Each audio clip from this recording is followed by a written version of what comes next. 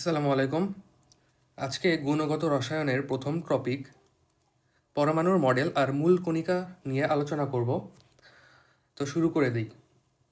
প্রথমেই মূল কণিকাগুলো নিয়ে আলোচনা করি।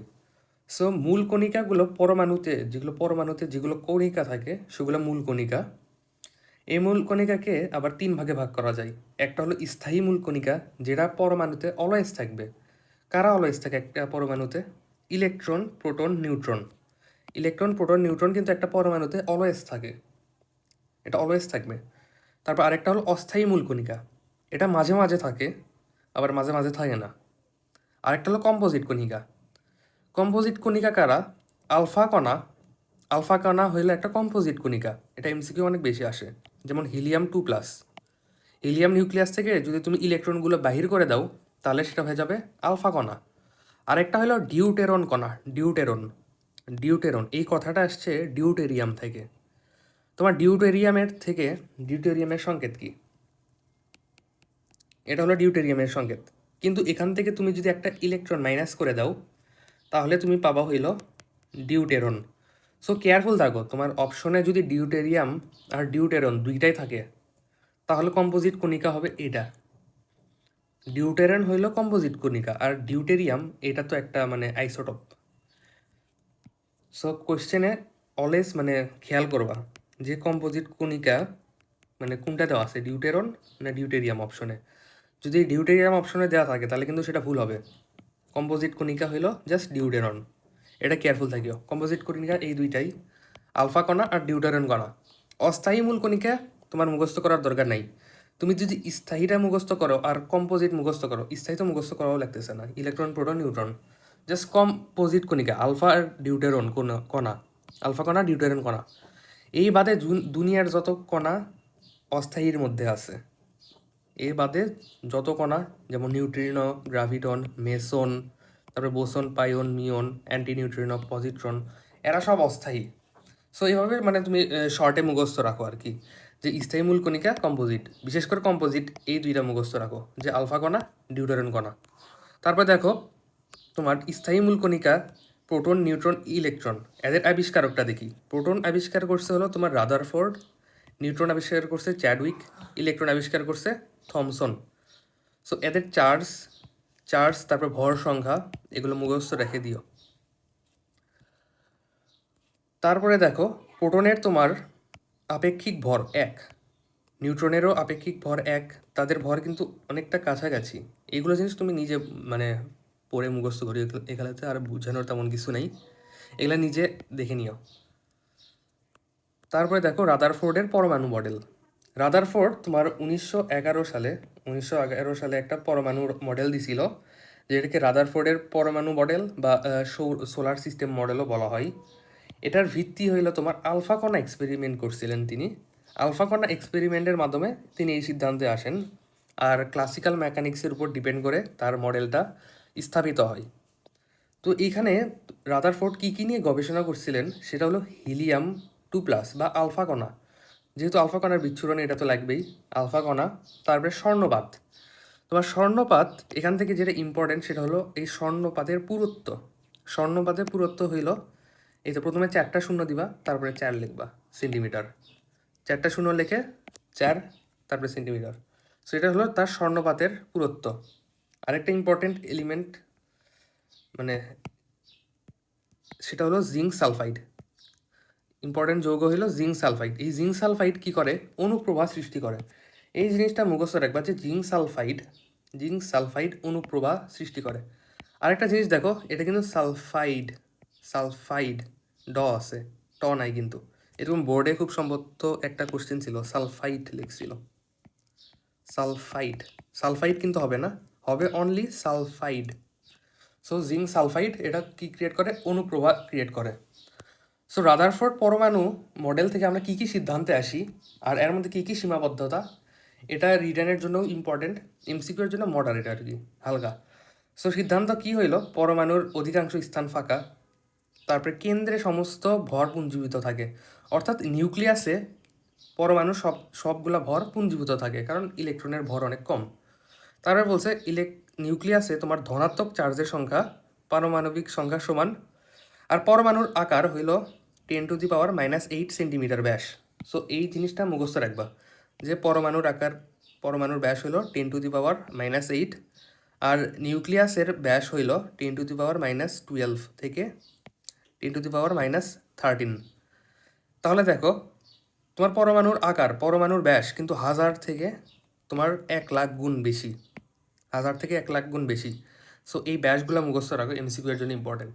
আর সীমাবদ্ধতা কি, এই যে রাদারফোর্ডের পরমাণু মডেল, এটা কিন্তু স্থায়ী থাকে না, মানে পরমাণু স্থায়ী থাকে না। তারপরে বর্ণালীর ব্যাখ্যা দিতে পারে নাই, এটা সোলার মডেলের সাথে তুলনা করছে। সোলার মডেলে কি প্ল্যানেটসগুলোর ভর থাকে, এতে কিন্তু মানে নেট চার্জ 0 হয়, কিন্তু পরমাণুর নেট চার্জ মানে পরমাণুতে তোমার প্লাস মাইনাস চার্জ থাকে। এখানে তোমার ওই কুলম্ব ল এগুলো অ্যাপ্লাই হয়।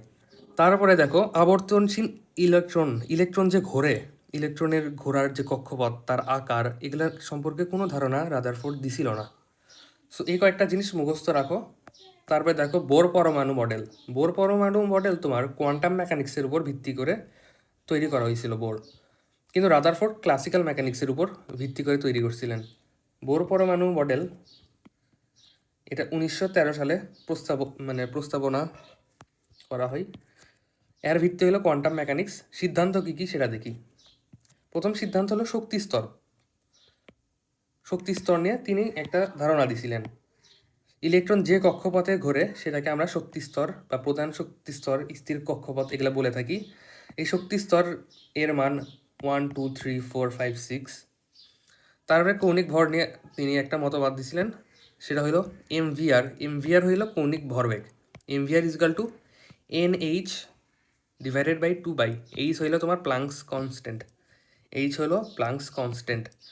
তারপরে শক্তির শোষণ বা বিকিরণ, তোমার কক্ষপথে যখন ইলেকট্রন থাকে তখন সেটা শক্তি শোষণ বা বিকিরণ করে তোমার কক্ষপথটা চেঞ্জ করতে পারে। সেই শক্তির মান কত, ডেল ই। কক্ষপথের ধরো যে তোমার 1 নাম্বার কক্ষপথ থেকে 2 নাম্বার কক্ষপথে গেল, তাহলে তার শক্তির শোষণ করতে হবে এই পরিমাণ, ডেল ই ইজিক্যাল টু HF। এইচ হলো প্লাঙ্কস কনস্ট্যান্ট, এফ হইল কম্পাঙ্ক, মানে যে আলো শোষণ করবে সেই আলোর কম্পাঙ্ক। আর এইচকে আমরা কি লিখতে পারি, এফকে আমরা লিখতে পারি HC/ল্যামডা। সি হইল আলোর বেগ, ল্যামডা হইল ওই আলোর তরঙ্গ দৈর্ঘ্য। সো এটা হলো সিদ্ধান্ত, এই সূত্রগুলো মুখস্থ রাখো। তারপরে সীমাবদ্ধতা কি, এই বোর পরমাণু মডেল তোমার জাস্ট একাধিক ইলেকট্রন বিশিষ্ট পরমাণুর বর্ণালী ব্যাখ্যা করতে পারে না। এটা বর্ণালী ব্যাখ্যা করতে পারে কিন্তু এক ইলেকট্রন বিশিষ্ট। তো দেখি কাদের ক্ষেত্রে বোর পরমাণু মডেল খাটে। দেখো তোমার হাইড্রোজেন পরমাণুর ইলেকট্রন আছে একটা, তাহলে এর ক্ষেত্রে খাটবে, কারণ বোর পরমাণু মডেল এক ইলেকট্রন বিশিষ্ট যেগুলো পরমাণু তার ক্ষেত্রে খাটে। তারপর হিলিয়ামের ক্ষেত্রে কিন্তু খাটে না, কিন্তু হিলিয়াম প্লাসে ইলেকট্রন কয়টা আছে, একটা, এই কারণে এর ক্ষেত্রে খাটে। তারপরে লিথিয়াম টু প্লাসে তোমার ইলেকট্রন কয়টা, একটা, এর ক্ষেত্রে কিন্তু খাটে। এই কয়টার ক্ষেত্রে তোমার খাটে, প্রযোজ্য। কিন্তু তোমার হাইড্রোজেন প্লাসের ক্ষেত্রে কিন্তু প্রযোজ্য না। কারণ কি, এর মধ্যে কিন্তু কোনো ইলেকট্রন নাই। ইলেকট্রন না থাকলে কিন্তু রাদারফোর্ড পরমাণু মডেল তো খাটবেই না, একটা ইলেকট্রন থাকতে হবে, একটা ইলেকট্রন থাকলে প্রযোজ্য হবে। তারপরে দেখো হিলিয়ামের ক্ষেত্রে প্রযোজ্য না, হিলিয়াম টু প্লাসের ক্ষেত্রেও কিন্তু প্রযোজ্য না। হিলিয়ামে 2টা ইলেকট্রন আছে, আর হিলিয়াম টু প্লাসে 0টা ইলেকট্রন আছে। তারপরে লিথিয়ামের ক্ষেত্রে খাটবে না। সো এইগুলার ক্ষেত্রে প্রযোজ্য নয়, কারণ এদের ইলেকট্রন 0 অথবা 1-এর থেকে অধিক। তারপরে বোর পরমাণু মডেল কিন্তু দ্বিমাত্রিক, এটা তোমার ত্রিমাত্রিক ভাবে তিনি ব্যাখ্যা করতে পারেন নাই। তারপরে জিম্যান প্রভাব আর স্টার্ক প্রভাব তোমার ব্যাখ্যা করতে পারে নাই। সো জিম্যান প্রভাব হলো ম্যাগনেটিক ফিল্ডের কারণে বর্ণালী অনেকগুলা সূক্ষ্ম রেখায় ভাগ হয়ে যায়। জিম্যান প্রভাব ম্যাগনেটিক ফিল্ডের কারণে ঘটে, স্টার্ক প্রভাব তোমার ইলেকট্রিক ফিল্ডের কারণে ঘটে। এই জিনিসটা মুখস্থ রাখো, আসলে ইজিলি মুখস্থ থাকে। স্টার্ক দেখলে মানে কেন জানি ইলেকট্রিক ভাব আসে। সো স্টার্ক প্রভাব ইলেকট্রিক ফিল্ডের কারণে ঘটে, জিম্যান প্রভাব ম্যাগনেটিক ফিল্ডের কারণে ঘটে। এইটুকু মুখস্থ রাখো, এই জিনিসটা মুখস্থ রাখো। আর এই তো কাদের ক্ষেত্রে খাটে এটা কিন্তু এমসিকিউ এর জন্য অনেক বেশি ইম্পর্ট্যান্ট, এগুলা কিন্তু এমসিকিউ এর জন্য অনেক বেশি ইম্পর্ট্যান্ট। তারপরে আসো আরও কিছু জিনিস দেখি, সেটা হলো ইলেকট্রনের কৌণিক ভরবেগ। আমরা তো দেখলামই যে mvr = nh/2 এখানে n মানে কি কক্ষপথ, মানে 1 2 3 4 কক্ষপথ আর কি। h হইল প্লাঙ্কস কনস্ট্যান্ট, h হইল প্লাঙ্কস কনস্ট্যান্ট, প্লাঙ্কস কনস্ট্যান্ট এটার ভ্যালু তোমার মনে রাখতে হবে প্লাঙ্কস কনস্ট্যান্টের, সেটা হলো 6.626 10⁻⁻13 জুল সেকেন্ড। তোমার যদি কোশ্চেন এরকম আসে যে সেকেন্ড কক্ষপথের কৌণিক ভরবেগ বের করো, তাহলে কি করবা? এই সাইডে এন এর জায়গায় তুমি 2 বসাই দিবা, তাইলে কি হবে তোমার আমি করাই দিই। ফর এক্সাম্পল তোমার যদি সেকেন্ড কক্ষপথ চাই, তাহলে এন এর জায়গায় 2 বসাই দিবা, তাহলে কি হবে? কৌণিক ভরবেগ তোমার আসবে h/π। এটা হলো তোমার সেকেন্ড কক্ষপথের ক্ষেত্রে। তোমার যদি কোশ্চেন এইভাবে আসে, প্রথম উত্তেজিত কক্ষপথ, প্রথম উত্তেজিত কক্ষপথ বা দ্বিতীয় উত্তেজিত, ধরো যে তোমার দ্বিতীয় উত্তেজিত কক্ষপথ যদি কোশ্চেন বলে, তাহলে কি হবে? সো এখন কেয়ারফুল, এখন কিন্তু এন এর মান 2 হবে না, এখন এন এর মান 3 হবে। কারণ কি, তোমার প্রথম যে কক্ষপথ সেটা উত্তেজিত থাকে না, মানে সেকেন্ড কক্ষপথে তোমার যাইতে হইলে তোমার এনার্জির দরকার হয়। এই কারণে সেকেন্ড কক্ষপথ হলো প্রথম উত্তেজিত, থার্ড কক্ষপথটা হইলো তোমার সেকেন্ড উত্তেজিত। তাহলে উত্তেজিত যদি বলে, তাহলে এন এর মান এখানে কত হবে? এন এর মান 3 হবে। তাহলে অ্যান্সার কি হবে? 3h/2π, এটা হবে অ্যান্সার। সো এইগুলা ক্ষেত্রে তুমি একটু কেয়ারফুল থাকিও যে উত্তেজিত কক্ষপথ বলছে নাকি রেগুলার যেগুলো কক্ষপথ প্রথম দ্বিতীয় তৃতীয় সেটা বলছে। সো তারপরে দেখো ইলেকট্রনের শক্তি। একটা ইলেকট্রন যখন কক্ষপথে ঘোরে তখন তার একটা শক্তি থাকে, এই শক্তির ভ্যালু হইল -13.6 ইন্টু z² / n²। জেড হইল ওই যে ওই পরমাণুর পারমাণবিক সংখ্যা, পারমাণবিক সংখ্যা, আর এন তো জানোই কক্ষপথ। তাহলে তোমার শক্তি কি এন এর ব্যস্তানুপাতিক। জাস্ট এই সম্পর্কটা মুখস্থ রাখলেই এনাফ, এটা মুখস্থ রাখলেও হবে। এর একক দেখো ইলেকট্রন ভোল্ট, এর একক হইল electron volt. So 1 electron volt মানে হইল তোমার 1.6 ইন্টু 10⁻⁻19 জুল। এই জিনিসটা মুখস্থ রাখো আর কি। তাহলে এটা হলো তোমার ইলেকট্রনের শক্তি। তোমার যদি কোশ্চেনে বলে যে প্রথম শক্তি স্তর আর তৃতীয় শক্তি স্তরের শক্তির অনুপাত কত, তাহলে কি করবা? তাহলে অনুপাতটা কত হবে? এইরকম হবে অনুপাত। তাহলে প্রথম শক্তি স্তর এন এর মান 1, আর তোমার তৃতীয় শক্তি স্তর এন এর মান 3, তাহলে অ্যান্সার হবে তোমার 9:1। 9:1 অ্যান্সার তোমার হবে 9:1। সো এগুলো অনুপাত আকারে চাইবে, এই কারণে অলওয়েজ এই রিলেশনগুলো মুখস্থ রাখবা। তোমার এনার্জি এন এর ব্যস্তানুপাতিক, এন এর বর্গের ব্যস্তানুপাতিক। তারপরে ইলেকট্রনের গতি, ইলেকট্রনের গতি হইল তোমার এন এর ব্যস্তানুপাতিক, এন এর ব্যস্তানুপাতিক। দেখো তোমার একটা কক্ষপথে ইলেকট্রনের গতি হলো 2.18 ইন্টু 10⁶ z/n মিটার/সেকেন্ড। সো তোমার গতিটা হইলো এন এর ব্যস্তানুপাতিক। জাস্ট তোমার এই রিলেশনগুলো ভালোভাবে মুখস্থ থাকলেই এনাফ। এই রিলেশনটা তোমার সিমিলারলি এরকম অনুপাত চাবে, কোশ্চেনে এরকম অনুপাত চাইতে পারে যে প্রথম শক্তি স্তরে ইলেকট্রনের বেগ এবং তৃতীয় শক্তি স্তরে ইলেকট্রন বেগের অনুপাত কত। তাহলে অ্যান্সার কি হবে? মুখে মুখে করো 3:1, 3:1।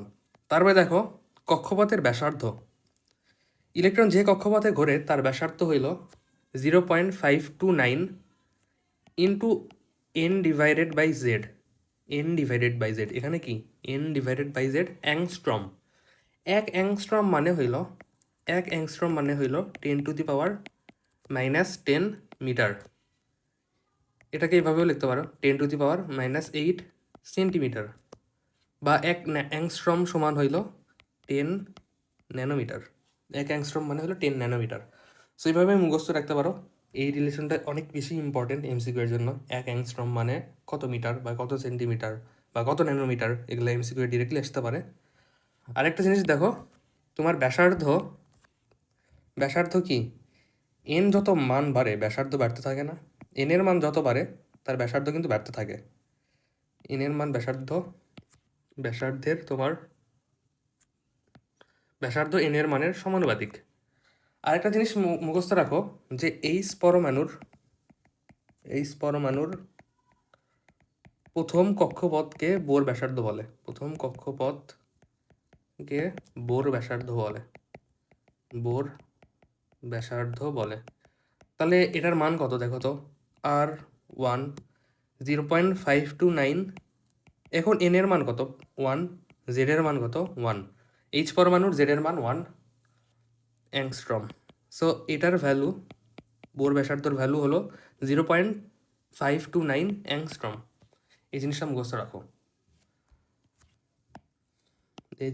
রাখো। তারপরে দেখো পূর্ণ তরঙ্গ সংখ্যা। তোমার কোশ্চেনে বলবে যে ধরো যে তৃতীয় কক্ষপথে একটা ইলেকট্রন ঘুরতেছে, যখন সেটা পূর্ণ আবর্তন করবে তার তরঙ্গ সংখ্যা কত, সেটা হবে তার কক্ষপথের সমান।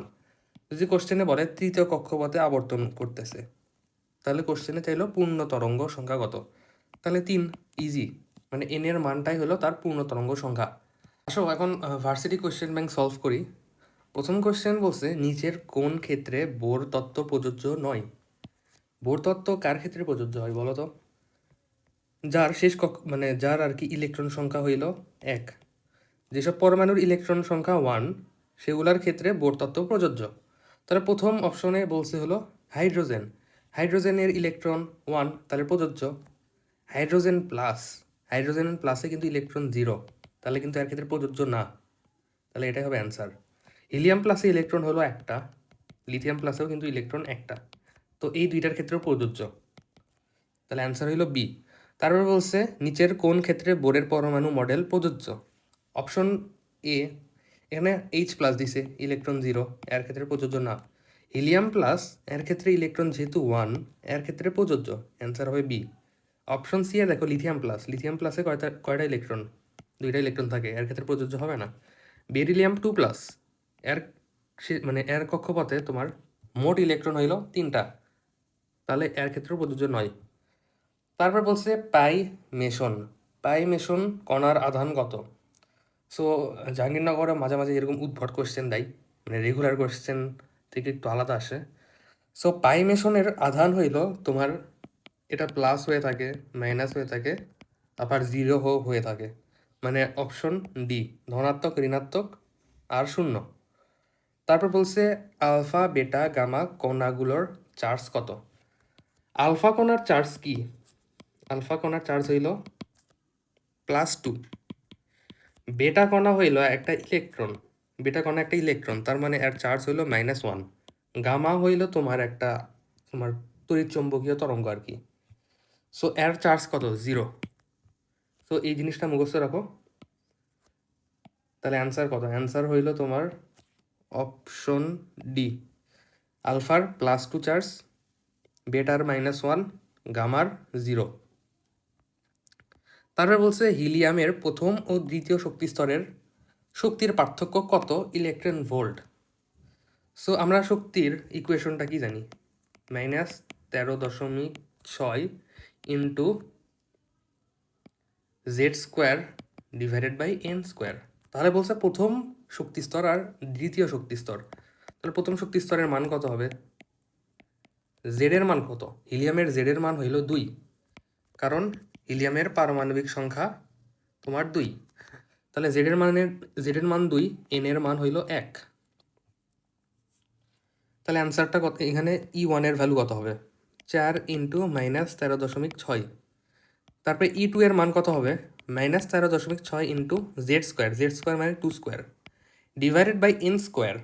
এখানে n এর ভ্যালু কত? দ্বিতীয় শক্তি স্তরে n এর ভ্যালু 2, তাহলে এই দুইটা কাটাকাটি যায়, তাহলে -13.6 ইলেকট্রন ভোল্ট। তাহলে এখানে বলছে শক্তির পার্থক্য মানে ডেল ই, শক্তির পার্থক্য তাহলে কত হবে? 3 ইন্টু -13.6 হবে, মানে ভ্যালুটা 40.8 ইলেকট্রন ভোল্ট। অ্যান্সার হইল সি।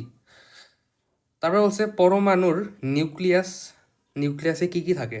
পরমাণুর নিউক্লিয়াসে তোমার ইলেকট্রন থাকে না, প্রোটন আর নিউট্রন থাকে। নিউক্লিয়াসে প্রোটন আর নিউট্রন থাকে।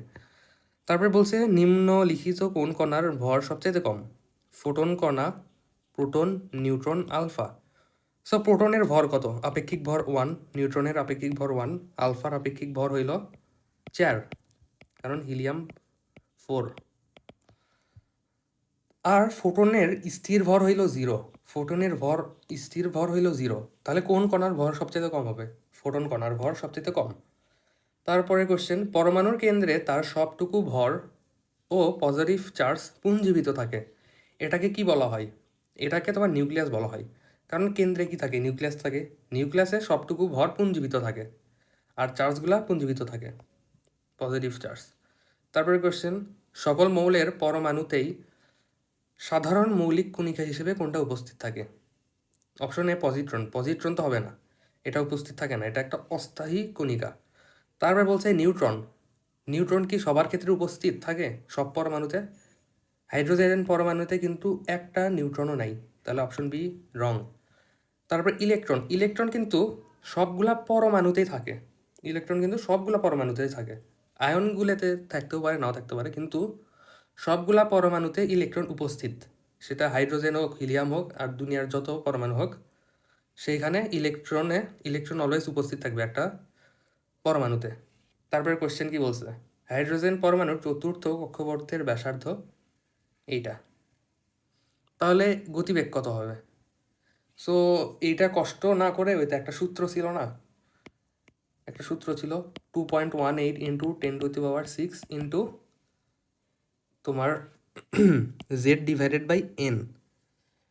সো এখানে ব্যাসার্ধ দেওয়া আছে, মানে কষ্ট করে এই ব্যাসার্ধ থেকে বের করার দরকার নাই। ডিরেক্ট যে সূত্র আছে, এই যে ডিরেক্ট সূত্র, এই ডিরেক্ট সূত্রটাই অ্যাপ্লাই করো। এই ডিরেক্ট সূত্র অ্যাপ্লাই করলেই বেটার হয় আর কি। তাহলে ভ্যালু কত হবে? 2.18 ইন্টু 10⁶। জেডের মান কত? হাইড্রোজেনের জেডের মান হইল 1। আর চতুর্থ কক্ষপথ বলছে, তাহলে ডিভাইডেড বাই 4। তাহলে 2কে 4 দ্বারা ডিভাইড করলে কত আসে? 0.5 আনুমানিক ইন্টু 10⁶ মিটার পার সেকেন্ড। এটাকে 5 ইন্টু 10⁵ মিটার পার সেকেন্ডও লিখতে পারো। মানে একটা আনুমানিক ভ্যালু নিলেই হলো, মানে অ্যাকুরেট ভ্যালু হইতে হবে এরকম দরকার নেই। তাহলে এটা কার সাথে মিলে যায়? অপশন এ মিলে যায় না, বিও মেলে না, সিও মেলে না, অপশন ডি এর সাথে মিলতেছে 10⁵। তারপরে কোশ্চেন বলছে, বোর তত্ত্ব অনুযায়ী হাইড্রোজেনের দ্বিতীয় শক্তি স্তরের ব্যাসার্ধ ও শক্তি কত? দ্বিতীয় শক্তি স্তরের ব্যাসার্ধ আর শক্তি চাইছে। আমরা ইকুয়েশন জানি, শক্তির equation -13.6 into Z square divided by n square. জেডের মান 1 আর এন এর মান কত? এন এর মান হলো 2, এন এর মান হলো 2, তাহলে এখানে আসবে 4, এন স্কোয়ার মানে 4। তাহলে অ্যান্সার আসবে এখানে এনার্জি হবে তোমার 13কে তোমার 6 দ্বারা ভাগ করলে কত আসে? 3 দশমিক আসে, 3 দশমিক একটা ভ্যালু আসবে, ইলেকট্রন ভোল্ট। কিন্তু এখানে তোমার আর্গে দেওয়া আছে, এটা তো একটা ঝামেলা। এটাকে আগে কনভার্ট করতে হবে। তার আগে আরেকটা জিনিস দেখি, সেখানে বলছে হলো ব্যাসার্ধর ভ্যালু কত? R n equal to 0.529 angstrom, Z divided by n divided by Z angstrom. এখানে এন এর ভ্যালু হইলো তোমার 2, তাহলে 2 ইন্টু 0.53 মানে 529 অ্যাংস্ট্রম। আনুমানিক এরকম একটা ভ্যালু আসবে তোমার ব্যাসার্ধের ভ্যালু আনুমানিক এরকম একটা আসবে। তাহলে দেখো অপশন এতে কি লিখছে? 0.5301। এটা তো পসিবল না, কারণ ব্যাসার্ধ আনুমানিক 1 অ্যাংস্ট্রমের কাছাকাছি আসবে। তারপর বলছে 2.12, এটাও তো ভ্যালিড না। তাহলে অপশন সি দেখো 2 ইন্টু 5 0.53, এটা কাছাকাছি যায়। আর অপশন ডি দেখো 4 ইন্টু, এটাও ভ্যালিড না, তাহলে অপশন সি কারেক্ট। তাহলে তোমাকে এটাকে আর্গে কিন্তু কনভার্ট করতে হইল না, যদি তুমি চাইতা আর্গে কনভার্ট করতে, তাহলে দেখো আমরা কি জানি, 1 ইলেকট্রন ভোল্ট ইজুকাল টু 1.6 ইন্টু 10⁻19 জুল ইকুয়াল টু 10⁻−12 আর্গ, যদি কনভার্ট করতে চাইতে আর কি। তাহলে এই সূত্রটা অ্যাপ্লিকেবল হইতো। তারপরে কোশ্চেন দেখো, একটি মৌলিক পদার্থ বেশি স্থায়ী কখন হয়? অপশন এ বলছে প্রোটন নিউট্রনের সংখ্যা যখন সমান হবে, অপশন বি ইলেকট্রন প্রোটনের সংখ্যা যখন সমান হবে, অপশন সি নিউট্রন সংখ্যা প্রোটন অপেক্ষা বেশি হবে, ইলেকট্রন সংখ্যা প্রোটন অপেক্ষা কম হবে। সো একটা পরমাণু যত স্থায়ী বেশি হবে যদি এই যে প্রোটন আর নিউট্রনের রেশিও 1:1 কাছাকাছি হয়, অর্থাৎ এদের সংখ্যা যত বেশি মানে কাছাকাছি হবে অর্থাৎ সমান হবে তত বেশি স্থায়ী হবে ওই মানে পরমাণুটা। তাহলে অপশন এ কারেক্ট। তারপর বলছে পরমাণুস্থ কোনো ইলেকট্রন নিম্ন শক্তি স্তর থেকে উচ্চ শক্তি স্তরে গমন করলে কি হয়? সো নিম্ন শক্তি স্তর থেকে উচ্চ শক্তি স্তরে গেলে পরমাণুর স্থিতি হ্রাস পায়, এটা হবে কারেক্ট। কারণ যখন উচ্চ শক্তি স্তরে যাবে তখন কি সেটা স্থায়ী হতে পারবে? ওইখানে স্থায়ী হতে পারবে না, সেটা কিন্তু আবার কিছুক্ষণ পর শক্তি বিকিরণ করে তার পূর্বের কক্ষপথে চলে আসবে, অর্থাৎ পরমাণুর স্থিতি হ্রাস পায়। Option A correct. তারপরে বলছে পরমাণুটি আয়নিত হয়। এখন পরমাণু আয়নিত কখন হয়? যখন ইলেকট্রন পরমাণুকে ছেড়ে চলে যায়, তাহলে এটা হবে না। তারপরে বলছে পরমাণুর গতিশক্তি বৃদ্ধি পায়। গতিশক্তি কিন্তু বৃদ্ধি পায় না, কারণ কি আমরা গতিশক্তি মানে সনাতনী সিস্টেম অনুযায়ী নিয়ে হাফ এমভি স্কোয়ার। যত আমরা উপরে শক্তি স্তরে যাই তার ভি এর মান কিন্তু কমতে থাকে, তাহলে গতিশক্তি আসলে হ্রাস পায়। অপশন সিও ভুল, তাহলে অপশন এ কারেক্ট। তারপরে বলছে পরমাণুর কোন কণিকাগুলো অস্থায়ী? ইলেকট্রন আর প্রোটন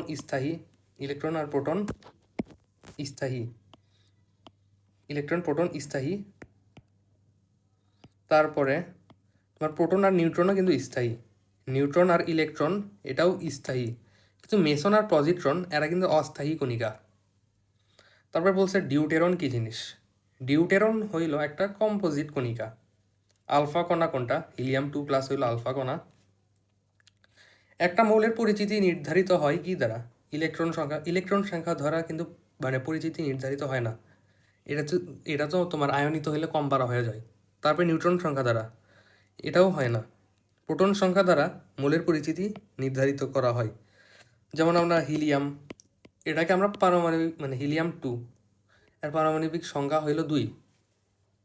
সো এটা দ্বারা কিন্তু আমরা আইডেন্টিফাই করতে পারি।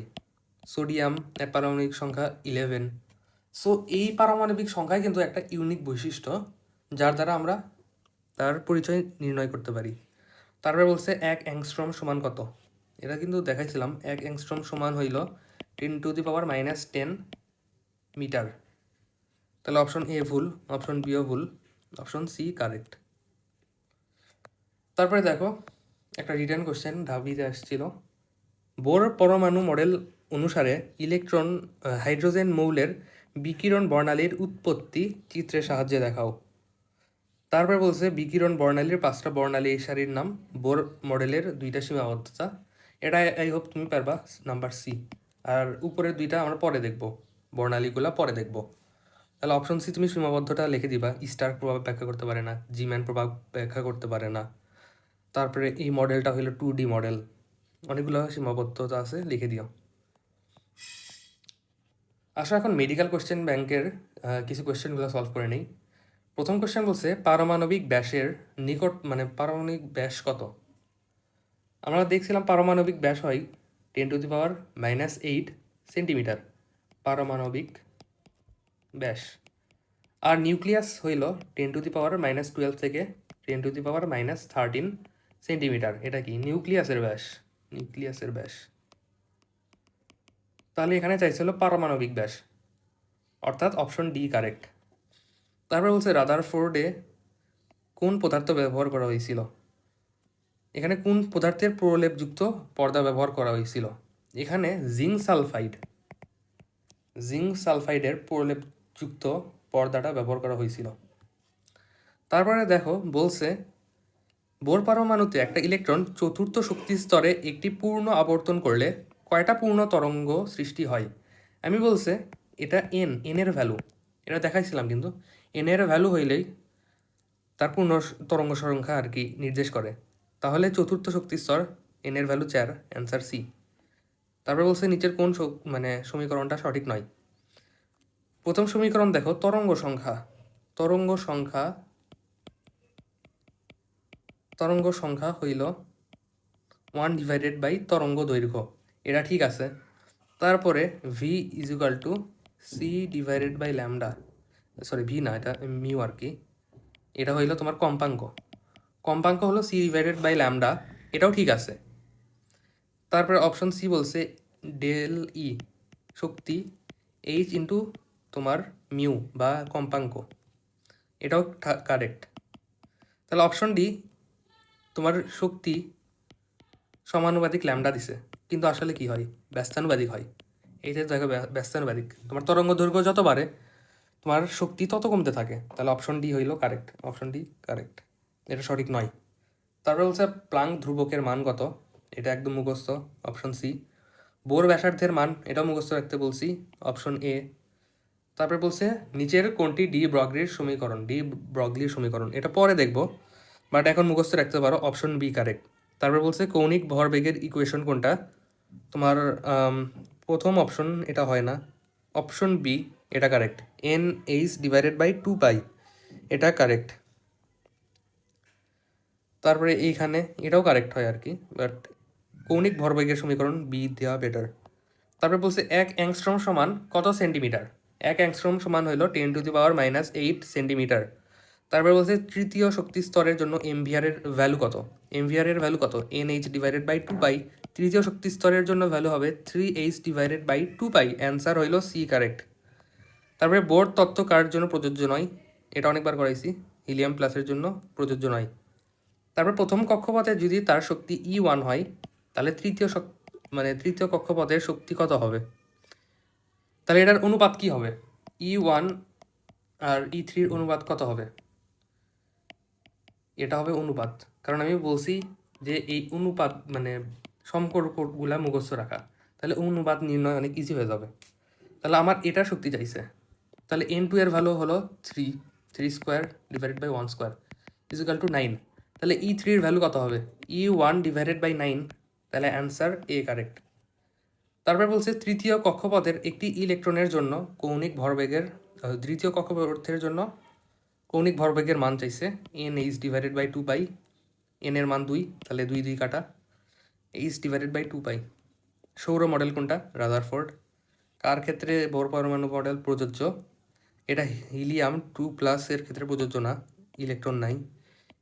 হিলিয়াম প্লাস হাইড্রোজেন প্লাসের ক্ষেত্রে প্রযোজ্য না, electron 0, option C correct, lithium 2+। তারপরে বলছে আলফা কণা কোনটা, অপশন বি কারেক্ট। আলফা কণা কি, এটা হলো 2টা নিউট্রন 2টা প্রোটন, 2টা নিউট্রন 2টা proton, answer B correct, helium 2+। এর ভর সংখ্যা হইল 4, পারমাণবিক সংখ্যা 2, তাহলে নিউট্রন সংখ্যা কত হবে, 2, প্রোটন সংখ্যা 2। তারপরে রাদারফোর্ড বিচ্ছুরণ পরীক্ষা কার করে, আলফা কণার। তারপরে কার ক্ষেত্রে বর্ণালীর ব্যাখ্যা সম্ভব, লিথিয়াম 2+। তারপরে পরমাণু নিউক্লিয়াস ধনাত্মক আধানযুক্ত, এটা কে বলছে, পরমাণু নিউক্লিয়াস ধনাত্মক যুক্ত রাদারফোর্ড বলছিল। তারপর বলছে পরমাণু মডেল ব্যাখ্যা, এই কোশ্চেন 1000বার আসছে, মানে অনেকবার আসে, এগুলো অনেকবার করে দিছি। সো এগুলো কোশ্চেনই তোমার আর কি বারবার রিপিট হতে থাকবে, তাই আমি আর করাইলাম না, এগুলো সব কোশ্চেনই মোটামুটি রিপিট আসছে। তো এতটুকুই থাক।